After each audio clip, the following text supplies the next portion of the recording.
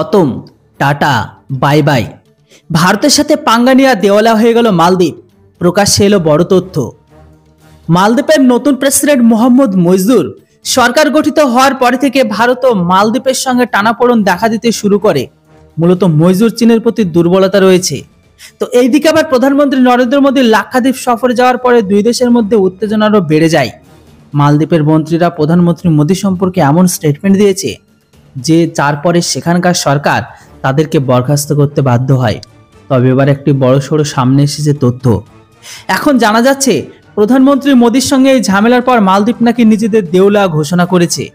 মাত্র কয়েকদিন আগে আন্তর্জাতিক মুদ্রা তহবিল মালদ্বীপে ক্রমবর্ধমান ঋণ নিয়ে তাদের সতর্ক করিয়ে দিয়েছিল। এমত অবস্থায় IMF এর সামনে মালদ্বীপ নিজেদের দেউলিয়া ঘোষণা করিয়ে দিয়েছে বলে খবর, যেটির পরিপ্রেক্ষিতে ইতিমধ্যে জল্পনা শুরু হয়।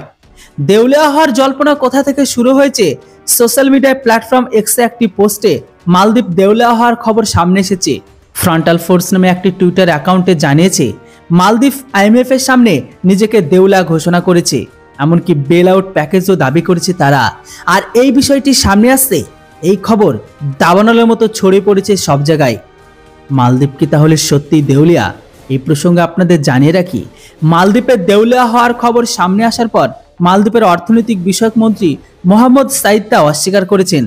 সান ইন্টারন্যাশনাল এই খবরে বলা হয়েছে, মন্ত্রী মোহাম্মদ সাইদ জানিয়েছে মালদ্বীপের আর্থিক অবস্থার উন্নতি হচ্ছে, এমনকি এটি প্রত্যাশার চেয়ে দ্রুত গতিতে এগিয়ে চলেছে।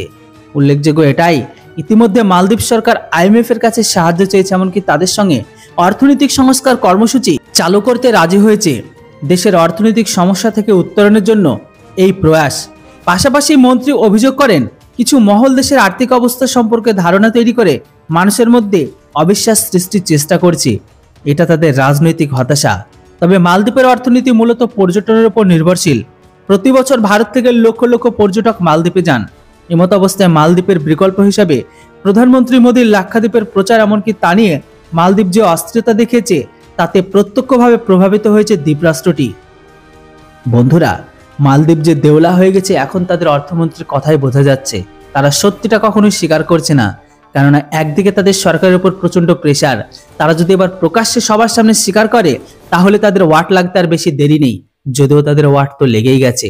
পুরো খবরটি শুনে আপনারা কতটা আনন্দিত অবশ্যই কমেন্ট বক্সে লিখে জানান। Thanks for watching.